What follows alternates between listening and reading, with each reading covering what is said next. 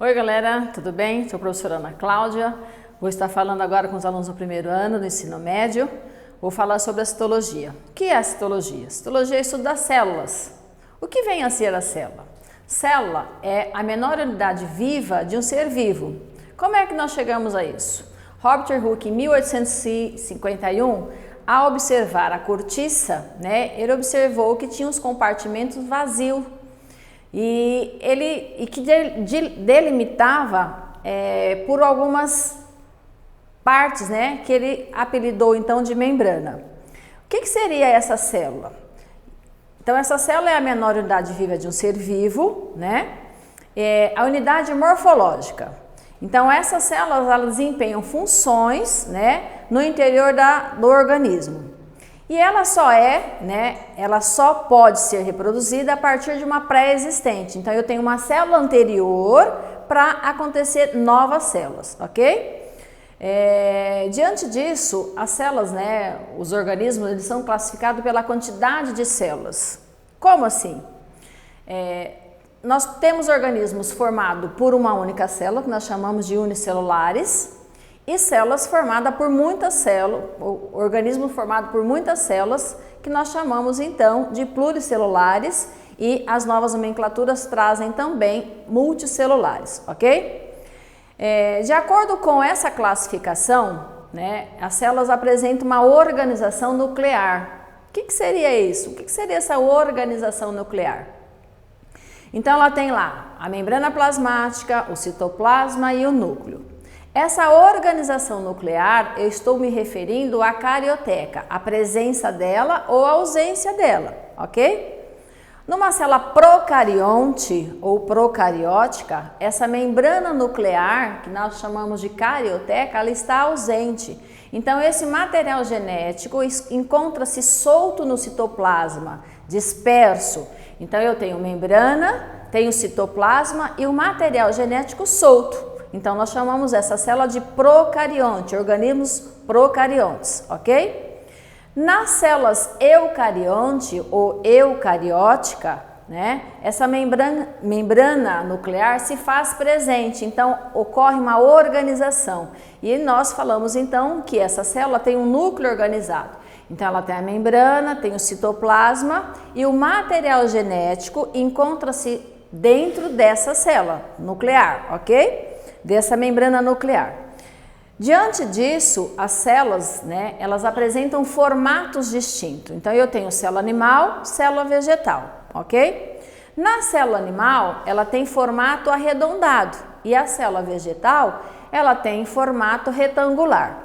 Dentro dessas células, existem as organelas citoplasmáticas e que desempenham funções. Primeiro, então, vamos falar sobre a membrana. O que é a membrana? A membrana é uma película que permite a troca de substância com o meio interno e o meio externo. Então, nós chamamos que a membrana ela é semipermeável seletiva. O que isso quer dizer? Ela permite a entrada e a saída de substância fazendo uma seleção. Olha, ou você pode entrar, ou você não pode entrar.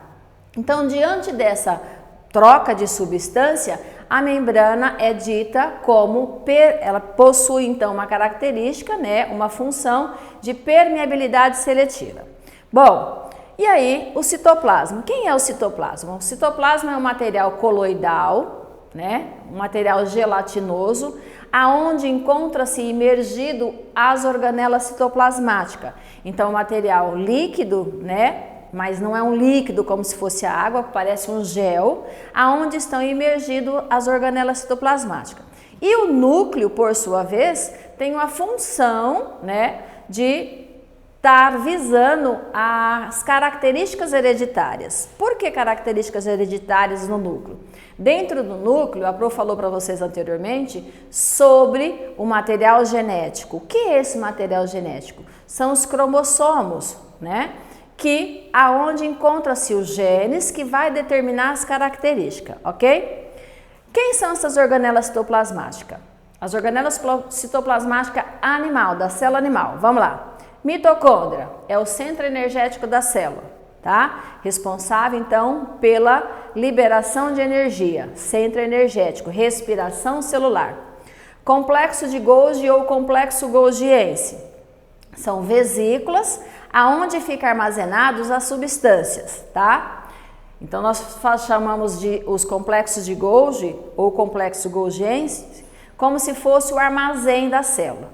Lisossomos é o estômago da célula, responsável, então, pela digestão celular. Centríolo são dois pequenos tubos que participam da divisão celular. Que divisão eu estou dizendo? Mitose e meiose, que nós iremos ver posteriormente, ok?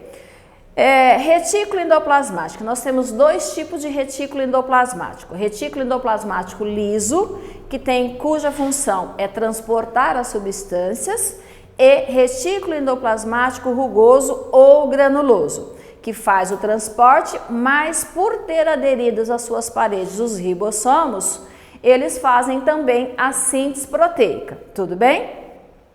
Então eu falei lá, mitocôndria é o centro energético, lisossomo a digestão celular, ribossomos é a síntese de proteína, responsável pela produção de proteína, e núcleo, né? Que seria a parte interna da célula, tudo bem? Só que a célula animal e a célula vegetal diferem uma da outra, há uma diferença. Que diferença eu estou me referindo? Na célula vegetal, ela apresenta duas membranas. A membrana externa, chamada de membrana celulósica ou parede celular, cuja função é dar resistência ao vegetal.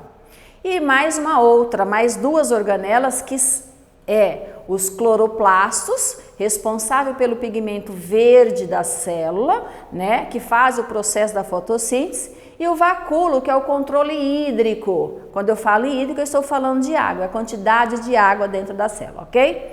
Então, a célula vegetal e animal difere por três organelas. A membrana plasmática, membrana celulósica ou parede celular, que está presente só nos vegetais, os cloroplastos, responsáveis pela pigmentação verde, que realizam a fotossíntese, e o vacúolo, que está presente nas células vegetais, que é o controle hídrico, ok?